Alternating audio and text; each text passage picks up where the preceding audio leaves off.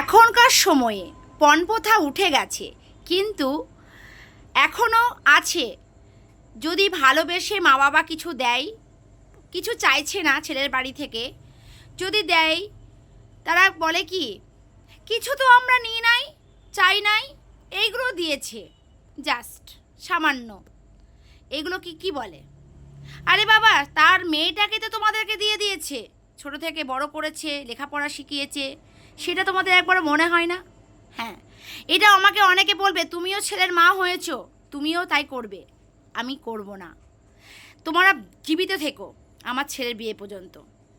একদম করব না এই নোংরামিটা, আমি একদমই করব না। কারণ আমি মনে করি, আমি ছেলে মানুষ করতে যেমন কষ্ট হয়, মেয়ে মানুষ করতে একই কষ্ট হয়, একই যন্ত্রণা, একই কষ্ট, একই খরচা একদম কম বেশি কোনোটাই হয় না। এইটা মাথার মধ্যে যদি এখন থেকে ঢুকিয়ে নিই আমি, পরবর্তীকালে হবে না। আর সেসব মারাই করে যারা ঢোকায় না, ছেলে বাবা নিজেকে বিশাল মনে করে, তারা এটা করে।